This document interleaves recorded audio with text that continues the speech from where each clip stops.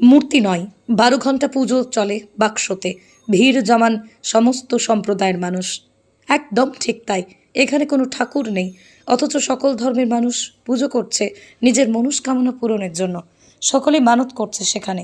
এই গাছটা দেখুন একবার, এটা কিন্তু বটগাছের গোড়া নয়। বটগাছের গোড়া যে কোথায় এখনো পর্যন্ত মানুষ বলতেই পারে না। তাহলে ভাবুন, আর এসব দেখে অবাক হয়ে গেলেন তো? এখানকার পুজো করার ইতিহাস জানাবো, অনেক পুরনো ইতিহাস, জানলে আপনিও অবাক হয়ে যাবেন। জানাবো, সঙ্গে থাকুন স্টোরি বাংলাতে। আর বয়স 70, তা আমার বাবা তার ঠাকুরদাদা এই অবস্থায় দেখে, মানে কবে যে এসছে তা কেউ বলতে পারে না। তবে এখানে একটা বাক্স ভেসে এসেছিলো, এটাই হচ্ছে বটের চারা। হ্যাঁ, এসেছিল। অনেক জায়গায় মূর্তির পুজো হলেও এখানে বাক্সের পুজো চলে, তাও আবার মাত্র 12 ঘন্টা। আর এই 12 ঘন্টার পুজো দিতে সকল সম্প্রদায়ের মানুষ ভিড় জমান। কেউ বলে 500 বছরের পুরনো, কেউ বলে 300 বছরের পুরনো। আদতে কত বছরের পুরনো এখনো পর্যন্ত সঠিক ধারণা নেই। এটা বহুদিন ধরে হচ্ছে, কারণ আমরা দেখে আসছি তখন ছোট্টবেলায় আমরা আসতাম এই মেলাতে, ঘুরতাম, কত সুন্দর লাগতো, ওই হাঙ্গামা হতো, কত সুন্দর মেলা। এখন তো সেসব মেলা নেই, অনেক কমে গেছে। হ্যাঁ, মানে অনন্ত, এ বলা যাবে না কত বছর থেকে হচ্ছে। ও 500 বছরের আগে গড় পুরোর কথা। এত সুন্দর আমাদের হিন্দু মুসলিম একত্রিত, বৌদ্ধ সকলেই এখানে উদযাপন। সময় থেকে বছরের পর বছর পুজো এবং মানত করে আসছে এই কালীতলায় বৈশাখ মাসের শেষ মঙ্গলবার, অর্থাৎ আজকের দিনে, অর্থাৎ মঙ্গলবার দুপুর 12টা থেকে রাত্রি 12টা পর্যন্ত ধুমধামের সাথে বিশাল মেলায় পরিণত হয় এই কালীতলায়।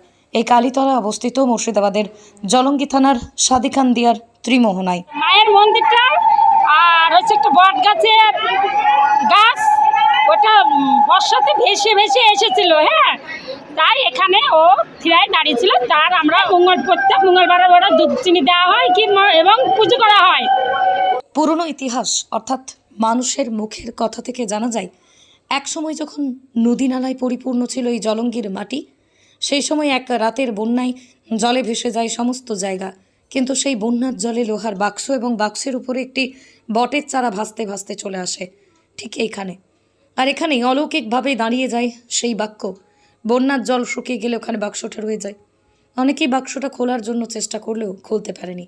যারাই খুলতে গিয়েছে তারা নাকি অনেক ক্ষতিও হয়ে গিয়েছে বলেই জানা যায়। আরও জানা যায় যে বাক্সটা চুরি করার জন্য অনেক দুষ্কৃতীরা চুরি করতে এসে তারা বিপদের মুখে পড়েছে এবং তাদের অনেক বড় ক্ষতি হয়েছে। ওই বাক্স এবং বটগাছের ক্ষতি করার বিষয়ে যারাই ভেবেছে তাদেরকেই কালীমাতা নাকি স্বপ্নে দেখিয়েছেন সেখান থেকে দূরে থাকতে। আর সেই বাক্সের উপর থেকে বটের চারা ধীরে ধীরে বড় হতে থাকে। আজ এখানে সেই বাক্স ও বটগাছ ঘিরেই বিশাল মেলায় পরিণত হয়।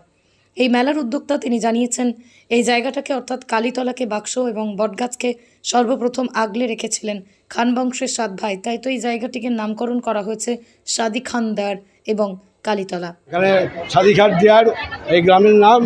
7 ভাইয়ের বাড়ি ছিল, এটা খাঁ ওরা উপাধি ছিল, তো ওরা দেয়ারের উপর বাড়ি। সাদি খান দেয়ার নামটা এই কারণে হয়েছে। এত বড় যেটা দেখা যাচ্ছে, এটার মাঝখানে রয়েছে সেই বাক্সটা। এটাকে সংরক্ষণ করে রাখার জন্য সিমেন্ট পাথর দিয়ে এটাকে ঘিরে রাখা হয়েছে। আর বছরের এই দিনে শুরু হয় মেলা। এই একদিনের মেলায় হাজার হাজার মানুষ দূর দূরান্ত থেকে ছুটে আসেন, সকল ধর্মের মানুষ নিজেদের মনের মনস্কামনা পূরণের জন্য। এখান থেকে হাতি ঘোড়া মাটির কলসি থেকে শুরু করে সমস্ত রকমের সামগ্রী দিয়ে এখানে মানত করে থাকেন। তবে আজকে এই বেলায় জলঙ্গি থানার ভারপ্রাপ্ত আধিকারিক কৌশিক পাল তিনিও আসেন এবং পুরোহিত মশাইয়ের কাছ থেকে ইতিহাসের এই পুরনো গল্প শোনেন এবং পুরো মেলা ঘুরে দেখেন ওসি কৌশিক পাল। তবে এখানকার ইতিহাসের বিষয় যদি আপনাদের আরও অনেক কিছু জানা এবং বলার থাকে কমেন্টে জানাতে পারেন, আর শেয়ার করে অবশ্যই সঙ্গে থাকবেন। জলঙ্গি থেকে মধু মণ্ডলের রিপোর্ট স্টোরি বাংলা। শুধু খবর নয়, সবার কথা সবার কাছে। আমার বয়স 70, তা আমার বাবা তার ঠাকুরদাদা এই অবস্থায় দেখে, মানে কবে যে এসছে তা কেউ বলতে পারে না। তবে এখানে একটা বাক্স ভেসে এসেছিলো, এটাই হচ্ছে বটের চারা। হ্যাঁ, এসেছিল। হ্যাঁ, এই বটটা সেসব নষ্ট হয়ে গেছে, বহুদিনের কথা। সেটা 200-300 বছর হয়ে গেল। ঠিক আছে, ওটা আমার বাবাও বলতে পারে না, আমার ঠাকুরদাদাও বলতে পারে না। ওরা দেখেছেন ওনারা যে এখানে একটা বাক্স বা একটা গাছ এই পর্যন্ত। আর এইখানে ওই অবস্থায় আছে, তাকে আমরা নতুনভাবে হয়তো করেছি, সুন্দর করেছি, এই আর কি। হ্যাঁ, সকালে বন্যা ছিল, তখন তো নদী নালা, এখানে তো সব দাঁড়া, বিরাট দাঁড়া। এখানে সাদিঘাট দেয়ার এই গ্রামের নাম, 7 ভাইয়ের বাড়ি ছিল, এটা খাঁ ওরা উপাধি ছিল, তো ওরা দেয়ারের পর বাড়ি, সাদিঘাট দেয়ার নামটা এই কারণে হয়েছে, 7 ভাই সাদিঘাট দেয়ার, মানে দেয়ারের পর বাড়ি ছিল 7 ভাই, এই জন্যে সাদিঘাট দেয়ার নাম হয়েছে। এ বহুদিনের মোটামুটি 300 বছর আগেকার এই সব ব্যাপার।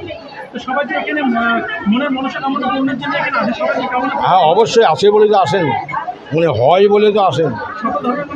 হ্যাঁ, শত ধর্মের মুসলিম বেশি আসে, একটু পরেই মুসলিমের ভিড় লেগে যাবে। হ্যাঁ, আমার নাম নিশ্চিত কুমার মণ্ডল।